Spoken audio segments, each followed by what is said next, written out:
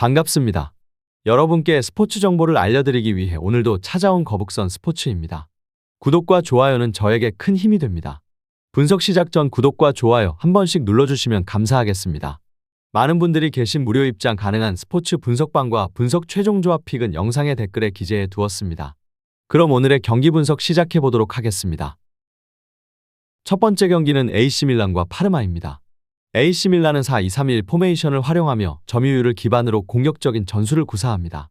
챔피언스 리그에서 지로나를 1대0으로 제압하며 분위기를 다잡았지만 리그에서는 유벤투스전에서 수비 불안을 드러냈습니다.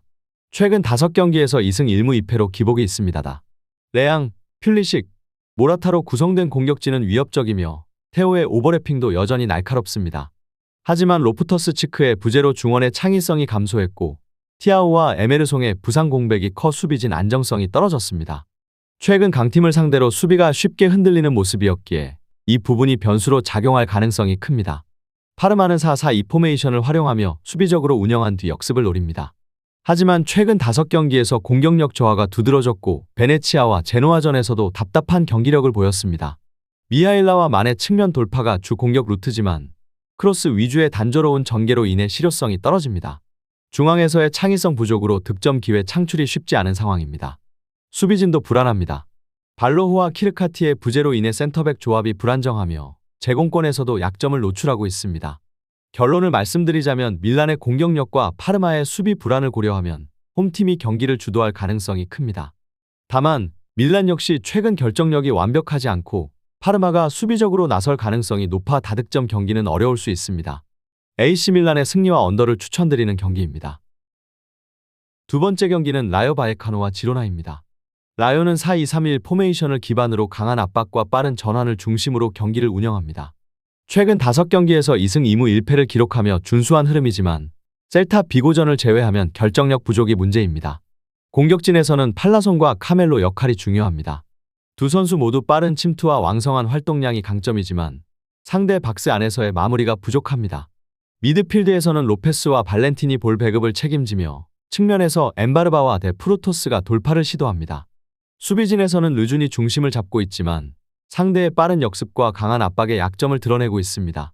지로나는 4-3-3 포메이션을 선호하며 점유율 기반의 공격적인 플레이를 구사합니다. 하지만 최근 일정이 빡빡해지면서 경기력 기복이 커졌고 밀란전 패배 이후 체력적인 부담이 우려됩니다. 공격에서는 루이스와 치간코프가 핵심입니다. 치간코프는 최근 좋은 폼을 유지하며 돌파와 크로스에서 위력을 발휘하고 있습니다. 미드필드에서는 헤레라와 마르틴이 경기를 조율하며 측면 활용도를 높입니다.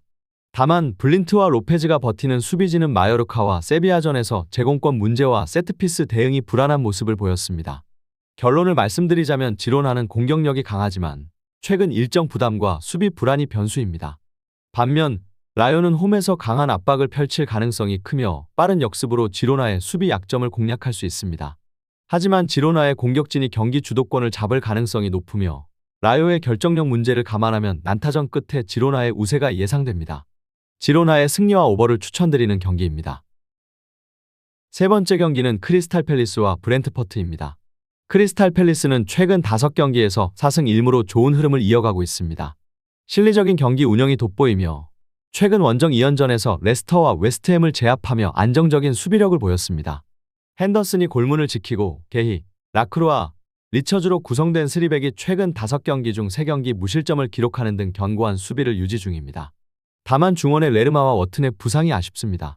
가마다 다이치가 공격 전개를 맡지만 수비적인 부담이 가중될 수 있습니다. 공격진에서는 에제와 사르의 활약이 중요하며 마테타의 결정력이 변수입니다. 브렌트퍼트는 최근 5경기에서 1승 1무 3패로 부진합니다. 맨시티전에서 저력을 보였지만 리버풀과 아스널에게 완패하며 강팀 상대 수비 불안이 노출됐습니다. 수비진의 문제는 심각합니다. 피녹이 부상으로 빠졌고 콜린스, 판덴 베르의 조합은 제공권에서는 강하지만 상대의 빠른 공격 전환에 취약합니다. 여기에 히키와 아예르까지 이탈하며 수비진의 뎁스가 약해졌습니다. 공격진에서는 은베우모와 위사의 호흡이 중요하지만 결정력에서 기복이 있습니다. 노르가르드의 중원 장악력이 필요하며 댐스가르드의 창의적인 패스가 공격의 키포인트가 될 전망입니다. 결론을 말씀드리자면 팰리스는 탄탄한 수비를 바탕으로 실리적인 경기 운영을 펼칠 가능성이 큽니다. 반면 브렌트퍼드는 수비진의 부상 이슈로 인해 불안정한 모습을 보일 가능성이 높습니다. 경기 흐름상 팰리스가 한 번의 찬스를 살려 신승을 거둘 것으로 예상됩니다. 크리스탈 팰리스의 승리와 언더를 추천드리는 경기입니다. 네 번째 경기는 토트넘과 레스터시티입니다. 토트넘은 4-3-3 포메이션을 기반으로 공격적인 전술을 펼칩니다. 높은 라인을 유지하며 압박을 강하게 시도하지만 최근 수비진 공백이 커지면서 후방 안정성이 떨어지고 있습니다. 유로파리그 호펜하임전에서는 공격진이 강한 화력을 보였으나 리그에서는 아스널, 에버턴전에서 연패하며 수비 조직력의 문제를 드러냈습니다.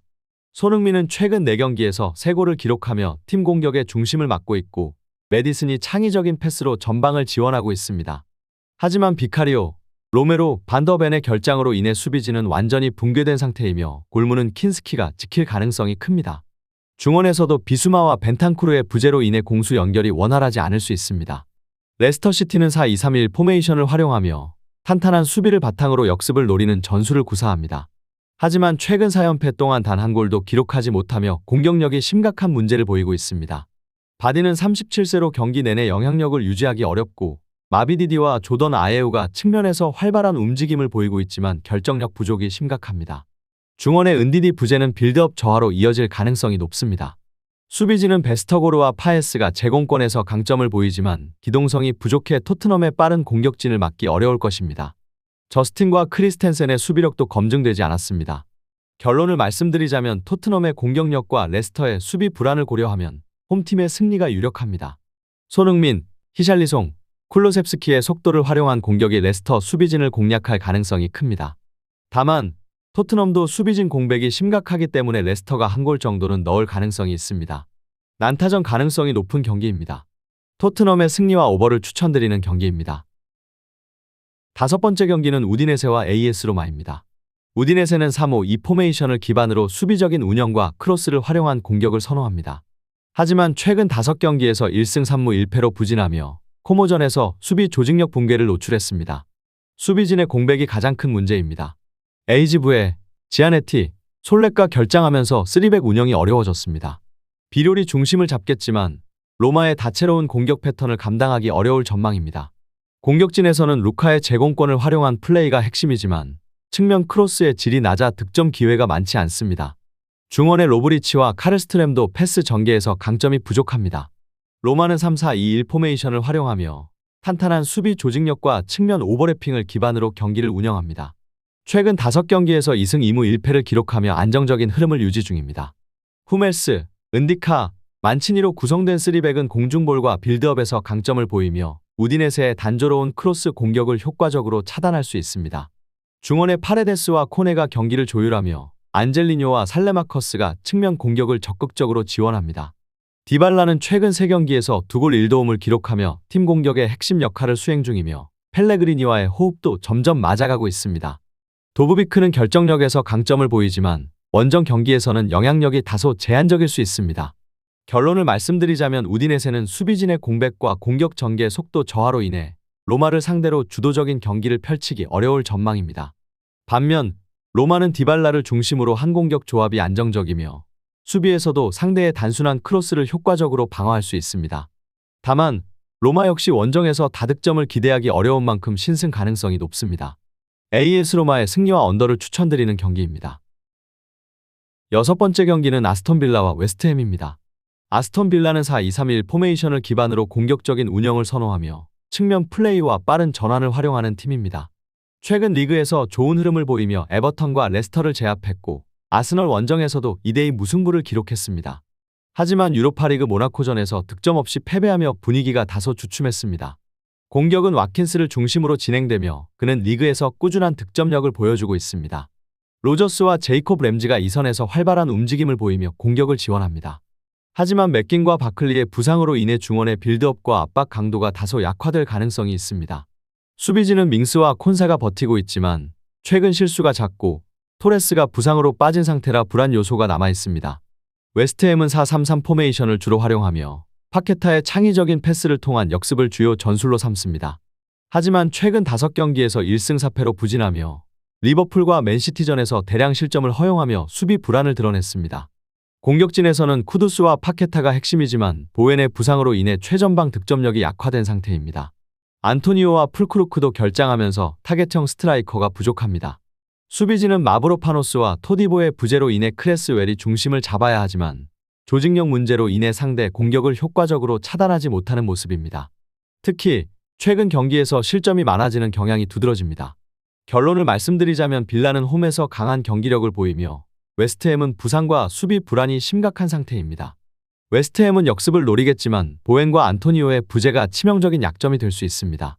빌라는 공격적인 운영을 지속할 것이며 웨스트햄의 수비를 상대로 다득점 가능성이 큽니다. 아스톤 빌라의 승리와 오버를 추천드리는 경기입니다. 마지막 경기는 풀럼과 맨체스터 유나이티드입니다. 풀럼은 4-2-3-1 포메이션을 선호하며 점유율을 기반으로 한 공격적인 운영을 펼칩니다. 최근 FA컵 와포드전과 레스터 원정에서 좋은 모습을 보이며 분위기를 끌어올렸습니다. 하지만 리그 3경기 연속 실점하며 수비 불안이 지속되고 있습니다. 공격진에서는 라울 히메네스가 최전방에서 버티고 있으며 스미스 로우와 알렉스 이워비가 창의적인 패스를 공급하지만 결정력이 아쉽습니다.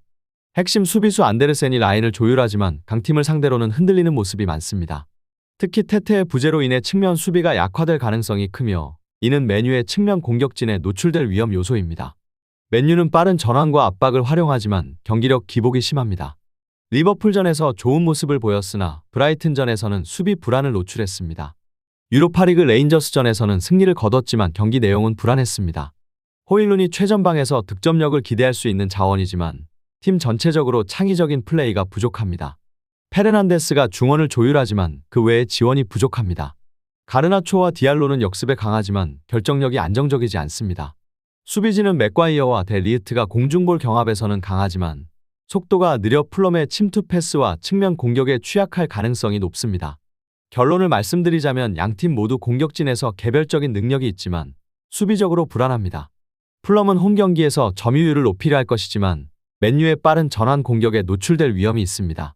하지만 맨유도 공격진의 마무리가 부족하고 수비진이 불안정해 다득점 속 승부를 가르기 어려울 전망입니다. 무승부와 오버를 추천드리는 경기입니다. 더 많은 경기의 정보와 분석이 궁금하시다면 영상 하단의 댓글을 확인해 주시면 되겠습니다. 높은 적중률을 위한 방법은 양질의 정보입니다. 무턱대고 남들 따라 했다간 손실만 볼 뿐입니다. 최대한 전문가의 도움을 받아서 양질의 정보와 높은 적중률을 경험해보세요. 주저없이 유튜브 여러 전문가의 도움을 받아보시는 걸 추천드리고 당장 수익을 위해 가입비 내고 이용하는 곳에서 절대로 이용하시지 마시고 유튜브 여러 영상을 참고하셔서 베팅하시는 걸 추천드립니다. 오늘도 영상 시청해주셔서 감사드리고 건승하는 하루 되시길 바랍니다.